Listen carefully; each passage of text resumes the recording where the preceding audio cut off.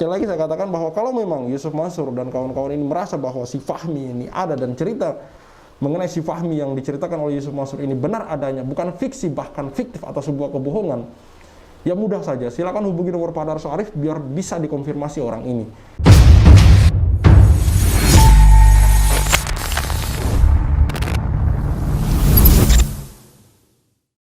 Bismillahirrahmanirrahim. Assalamualaikum warahmatullahi wabarakatuh. Kembali lagi bersama saya Al-Walid. Yusuf Mansur masih sebar cerita fiktif untuk kembali menjaring harta umat, tanda tanya. Video ini diupload oleh Taibah TV, dalam hal ini Pak Darso Arif, 2 Februari 2023. Di mana dalam video ini Pak Darso Arif mengkritik tokoh Fahmi dalam cerita Yusuf Mansur yang diupload oleh channel YouTube Aris Legend, yang juga sudah kita bahas di channel kami, yaitu Cahaya Islam ya teman-teman, di mana ada beberapa kejanggalan dalam cerita tersebut. Nah, dalam video ini Pak Darso Arif mengatakan bahwa dia menantang Yusuf Mansur secara langsung. Yusuf Mansur, baik pendukung-pendukung Yusuf Mansur yang mengetahui tokoh Fahmi ini bahwa benar adanya dan bukan tokoh fiksi, silakan menghubungi nomor Pak Darso Arif yang ada di situ, yang tertera di situ. Nanti juga saya akan tampilkan video Pak Darso Arif ini, yang mana Pak Darso Arif mengatakan kalau memang tokoh Fahmi ini bukan tokoh fiktif, ya berarti kami bisa dong meng-cross-check keberadaannya, meng-cross-check tokoh Fahmi ini, meng-cross-check cerita yang dibawakan oleh Yusuf Mansur gitu. Karena saya pribadi menduga bahwa jangan sampai kemudian karena ciri khas dari kita itu mudah lupa ya, gampang viral tapi ya gampang lupa juga ya teman-teman. Jangan sampai kemudian Yusuf Mansur ini dugaan ya, jangan sampai kemudian Yusuf Mansur ini kembali memulai cerita-cerita seperti ini gitu, yang mana kemudian ujung-ujungnya seperti yang kejadian-kejadian di waktu lampau gitu, di masa lalu, di tahun-tahun belakangan, yang mana banyak beredar cerita-cerita Yusuf Mansur. Ketika dia bercerita tentang dongeng keajaiban gitu, keajaiban, lalu kemudian di akhir dia kemudian menggalakkan yang namanya donasi atau apapun namanya itu, yang jelas menarik duit orang gitu. Mau itu investasi, mau itu sedekah, segala macam bentuknya, yang jelas selalu modelnya yang saya lihat dari video-video yang beredar, video-video lama Yusuf Mansur selalu seperti itu. Diawali dengan cerita-cerita testimoni bahwa si A sukses karena ini, si B sukses karena ini, si C yang dulunya miskin melarat lalu kemudian tiba-tiba menjadi kaya raya. Selalu cerita-cerita seperti itu dahulu, lalu kemudian di ending video, di akhir cerita dia kemudian, nih mana nih yang mau seperti dia? Mana nih yang mau seperti dia? Cincinnya, kalungnya, segala macam gitu. Jangan sampai kemudian ini ada lagi gitu, dimulai lagi cerita seperti ini. Mungkin hari ini Yusuf Mansur hanya sekedar bercerita tentang testimoni tapi tidak meminta sedekah. Bisa jadi kemudian karena kita biarkan segala ini terjadi, ya mulai lagi gitu. Ini dugaan saya teman-teman. Oke, kita simak berikut video Pak Darso Arif tentang si Fahmi dan tantangan Pak Darso Arif kepada Yusuf Mansur dan pengikutnya untuk agar si Fahmi ini kalau memang bukan tokoh fiksi atau bahkan fiktif, agar bisa menghubungi nomor Pak Darso yang ada di situ agar bisa di cross check, dikonfirmasi orangnya teman-teman. Berikut video beliau. Dalam video tersebut Jam'an dengan gaya narasinya, hanya itulah modal Jam'an, menyampaikan ceramah dengan modal narasi saja. Itu bercerita tentang seorang bernama Fahmi. Fahmi ini adalah orang biasa awalnya, yang kemudian dia menulis keinginannya di kertas. Kemudian keinginannya itu dia macam-macamkan. Di antara keinginannya si Fahmi ini adalah bertemu Jam'an sendiri di Masjid Nabawi. Terus Jam'an mengelaborasi ceritanya ini sehingga Fahmi ini jadi atau dapat bertemu dengan dia di Masjid Nabawi tanpa sebuah proses yang disengaja. Kemudian Fahmi ini menjadi pengusaha kuliner yang sukses. Saya kemudian satu hari yang lalu, dihitung dari sekarang, itu meminta kepada si empunya video agar memberikan kepada saya di mana Fahmi itu bisa ditemui. Sehari semalam kemudian, lebih dari 24 jam kemudian, tidak ada jawaban, dan saya bertanya lagi kepada saudara Aris, pertanyaan yang sama, bagaimana saya bisa menemui Fahmi itu? Kalau tidak rumahnya, ya tempat usahanya, atau berikan saya petunjuk-petunjuk sehingga saya bisa bertemu dengan Fahmi. Minimal saya tahu bahwa Fahmi itu bukan tokoh fiktif. Rupanya selain saya ada juga beberapa orang, ada 2 orang yang lain atau 3 orang yang lain juga meminta kepada si Om punya video agar memberikan alamat di mana adanya si Fahmi itu. Sampai detik ini saudara pemilik video ini tidak bisa memberikan kepada kami siapa itu Fahmi dan di mana bisa temui.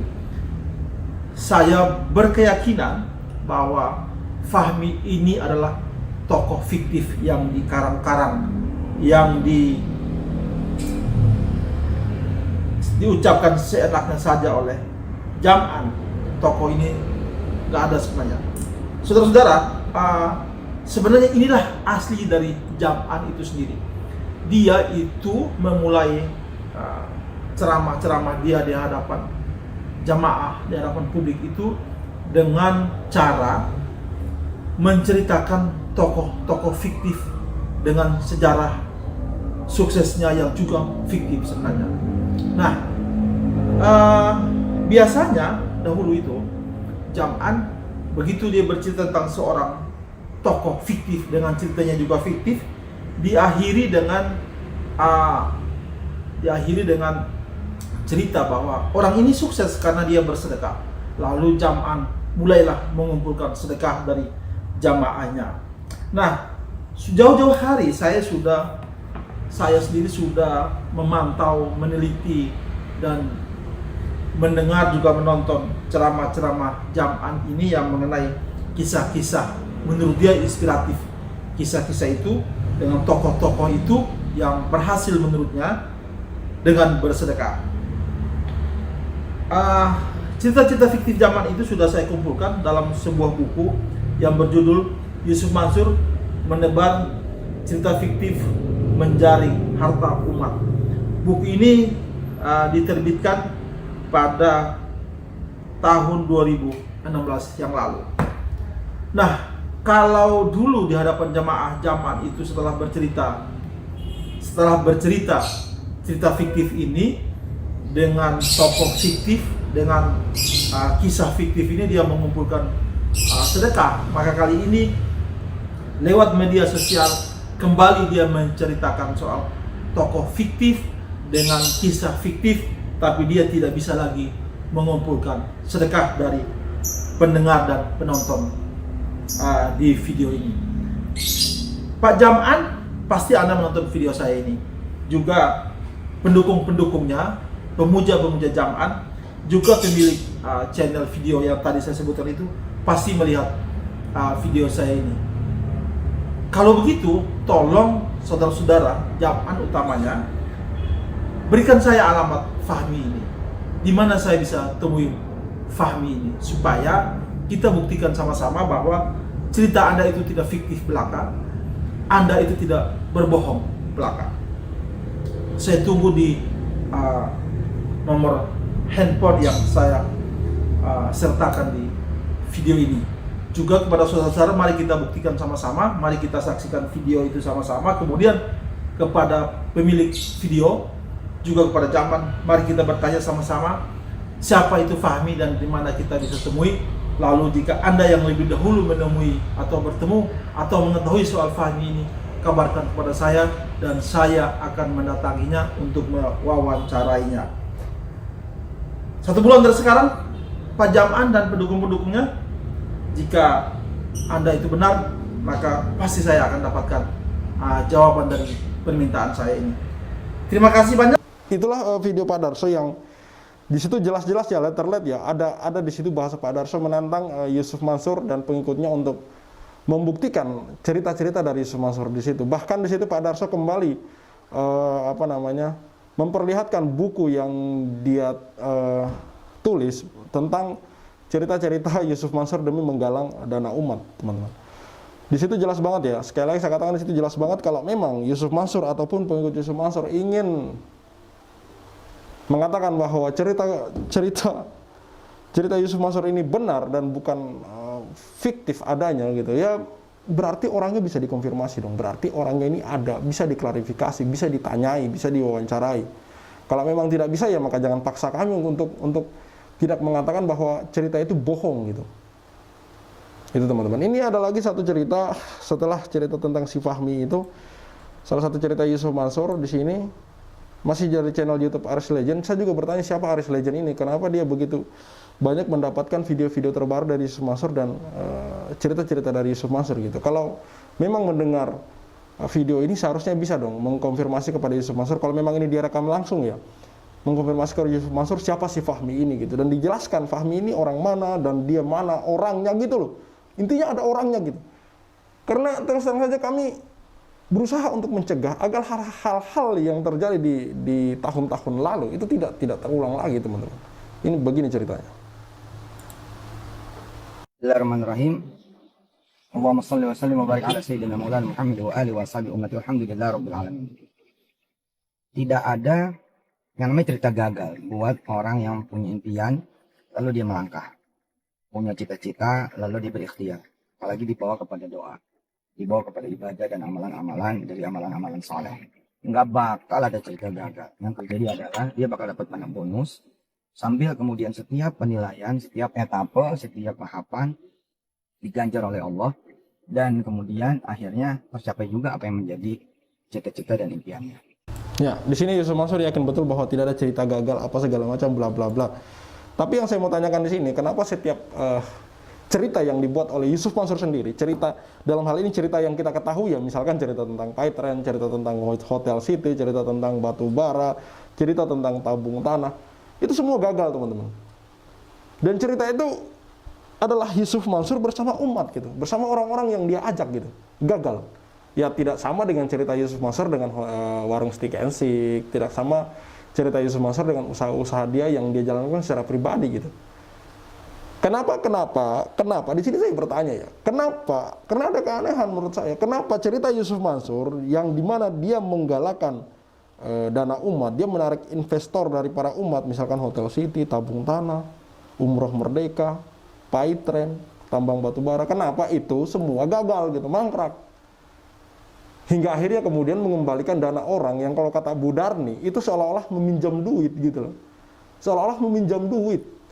Setelah bertahun-tahun baru dibalikin, di mana duit itu sudah berkurang nilainya dan akad tidak sesuai dengan perjanjian awal gitu. Namun di sisi lain, di satu sisi Yusuf Mansur gagal menjalankan bisnis-bisnis investasi bersama para umat, di sisi lain Yusuf Mansur sukses menjalankan bisnis warung Stick and Stick-nya, teman-teman. Ini menjadi tanya besar bagi saya dari sampai sekarang, teman-teman. Oke, kita lanjut. Insya Allah. Pokoknya nggak ada cerita gagal. Makanya jangan sampai nggak punya cita-cita, jangan sampai nggak punya impian. Dan dimulai dari keberanian ngucapin omongan, dari keberanian ngucapin ucapan, dari keberanian ya berkalimat, menulis, bicara, ngobrol, sering mendiskusikan yang sifatnya itu adalah cita-cita dan impian. Ada saya punya senior ya, punya kawan dan dia beliau guru saya, ulama. Ketika nggak berhasil punya cita-cita ke Al-Azhar Cairo University, nggak berhasil ke Mesir, ya, nggak menjadikan beliau pundung, ngambek, baperan, bad mood, tidak menjadikan beliau putus asa. Beliau tetap menjalani hidup dan kehidupan, mensyukuri, ya, dan terus mencoba. Konon sekitar 3, 4, 5, 6, bahkan sampai 7 kali mencoba. Apalagi kalau dihitung misalkan ngejajal bisa ke Mesir lewat jalan umroh. Ini udah ceritanya udah bukan cerita udah bukan cerita pengen kuliah. Pokoknya yang penting asal bisa ke Mesir lah gitu. Asal bisa ke Mesir dalam izin Allah Subhanahu wa taala itu sudah mencukupi dari sekian tahun beliau kemudian ngejajal supaya bisa pergi ke Mesir. Nah, yang hebat adalah ketika beliau ya Ikhwan namanya Banten ya. Ketika beliau mengucap, menjatuhkan omongan, jatuhin ucapan, memiliki kalimat, menulis yang cita-citanya pengen ke Mesir. Dan kemudian tidak mendapati itu menjadi kenyataan. Bahkan bukan berbilang tahun yang sederhana, melainkan seumur beliau dewasa dan mulai tua dengan izin Allah. Ya, tapi tetap jiwa mudanya, tetap berenang, tetap bangun ini bangun itu. Yang menarik adalah narasinya itu loh, narasinya ketika dia jatuh, ketika dia gagal di urusan itu, nggak bisa ke Mesir, padahal misalkan sudah menjadi salah satu santri terbaiknya Gontor pada saat itu. Ya. Udah menjadi mahasiswa terbaik di kampusnya pada saat itu. Dan sudah memiliki banyak capability, kapasitas untuk membuat beliau harusnya memang bisa berangkat ke S1 Al-Azhar Cairo University Mesir. Dia nggak pundungan, dia nggak ngambek, dia nggak merasa Allah jahat, nggak merasa Allah itu tidak berpihak, dan omongannya nggak juga ikut jatuh gitu loh, nggak juga ikut gagal. Ya, tadi yang saya bilang, dia memilih bersyukur sejauh ini udah bla bla bla bla gitu. Satu yang saya garis bawahi adalah akhirnya saya belajar beliau malah menaikkan gitu, malah ngelipet ganda ya. Malah ngelesatin, ninggiin sekalian apa yang menjadi ucapannya, omongannya, cita-citanya, kalimat impian. Tinggiin kalian. Beliau cerita ketika saya teman-teman pesantren pernah berkunjung ke rumah beliau, kediaman beliau, dan sekaligus pesantren beliau, Darul Azhar. Bahkan beliau bercerita, saya kan pengen ke Al-Azhar, tapi ketemu nggak bisa-bisa. Nah udah, akhirnya saya bikin aja Darul Azhar. Darul itu nama bahasa Arab ya, artinya tempat, sumber, asal, masdar ya. Ya tempat lah gampangnya gitu. Darul itu tempat, Azhar, ya Al-Azhar gitu. Ini dia mengafirmasikan, memvisualisasikan, mengimajinasikan bahwa Al-Azhar itu di rumahnya. Al-Azhar itu di halamannya, Al-Azhar itu bahkan di kantongnya. Ketika nggak jadi mahasiswa S1 Al-Azhar Cairo, beliau malah bikin lembaga pendidikan pesantren namanya Darul Azhar. Di Al-Azhar itu ada di situ gitu, ada di rumah dia, ada di rumah beliau, ada di halamannya dia, halamannya beliau, kantongnya beliau, subhanallah. Dan berdirilah kemudian Darul Azhar, pesantren di Banten yang megah sekali. Dengan izin Allah SWT megah. Muridnya juga ribuan. Pelajaran gitu bahwa orang yang punya omongan enggak mungkinnya aja jatuh ya, dapat hal yang lain lebih banyak ya, dapat hal yang lain sebagai bonus lebih bervariasi. Ya seperti itulah cerita Yusuf Mansur, yang mana kemudian saya berpikir bahwa cerita-cerita seperti ini sulit untuk kita konfirmasi, sulit untuk di cross check, karena selalunya menceritakan orang, nama orang, dan tidak detail gitu. Menurut saya tidak detail, dan selalu setiap kali tanyakan oleh Pak Darso, di mana orang ini, di mana si A, di mana si C, di mana si B, biar saya wawancarai, ya tidak mendapatkan respon yang baik gitu, tidak mendapatkan respon sama sekali gitu loh. Untuk kemudian orang ini bisa di cross check, bisa dibuktikan kebenaran ceritanya bahwa orangnya ada gitu. Karena satu hal yang selalu saya beberapa kali saya katakan di channel YouTube saya, Yusuf Mansur ini terlalu banyak cerita ajaib gitu loh. Terlalu banyak orang-orang yang dia tahu cerita keajaiban orang-orang si A, dia menceritakan keajaiban si B, banyak sekali. Bahkan kalau mau diupload semua itu luar biasa, banyak sekali cerita-cerita keajaiban yang diketahui oleh si Yusuf Mansur ini gitu. Namun dari sekian banyak itu, seringkali cerita keajaiban ini tidak bisa dibuktikan teman-teman. Selalu berbau fiksi, bahkan bisa dikatakan fiktif teman-teman. Karena ya banyak juga beberapa video yang saya upload itu bertentangan cerita Yusuf Mansur yang satu dengan yang lain. Misalkan saya pernah dulu mengupload video tentang beda tahun. Yusuf Mansur mengatakan cerita yang sama, tiga video berbeda, namun Yusuf Mansur menceritakan cerita yang sama. Tapi dalam 3 video tersebut, cerita yang sama tersebut, Yusuf Mansur menyebut tahun itu beda-beda teman-teman. Bertentangan antara satu dengan yang lain gitu. Artinya ini patut dicurigai kebenarannya teman-teman. patut dicurigai kebenaran. Dan banyak cerita-cerita Yusuf Mansur yang menurut saya itu janggal. Misalkan daun berubah jadi duit, dia ngambil barang-barang di mall tanpa membayar. Itu ada videonya ya teman-teman, dan bisa dibuktikan videonya. Tidak sekedar kami mengarang belaka, ada videonya yang bisa teman-teman tonton gitu. Artinya cerita-cerita ini yang perlu kita curigai gitu, dan jangan sampai hal-hal ini terus berkembang di masyarakat gitu.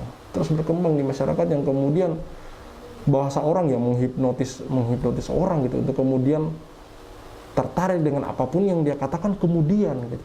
Setelah dia menceritakan cerita-cerita keajaiban, lalu kemudian dia menarik minat orang, ya orang-orang yang kemudian tertarik dengan cerita itu tanpa menggunakan nalar sepenuhnya, ya bisa tertarik, bisa kemudian ikut lagi masuk ke dalam gitu, yang akhirnya muncullah sosok-sosok yang hari ini kami wawancarai dengan penuh kekecewaan, bahkan mereka itu menangis meminta haknya untuk segera dikembalikan karena susahnya kehidupan ekonomi hari ini, teman-teman. Ya seperti itu. Terakhir sekali lagi saya katakan bahwa kalau memang Yusuf Mansur dan kawan-kawan ini merasa bahwa si Fahmi ini ada, dan cerita mengenai si Fahmi yang diceritakan oleh Yusuf Mansur ini benar adanya, bukan fiksi, bahkan fiktif atau sebuah kebohongan, ya mudah saja, silakan hubungi nomor Pak Darso Arif biar bisa dikonfirmasi orang ini, bisa di cross check kebenaran cerita dari Yusuf Mansur ini. Tapi kalau memang tidak ditanggapin atau bahkan tidak direspon sama sekali, ya jangan paksa kami juga untuk tidak mengatakan bahwa ini adalah sebuah kebohongan, teman. Saya Khalid Al-Walid, see you on the next videos.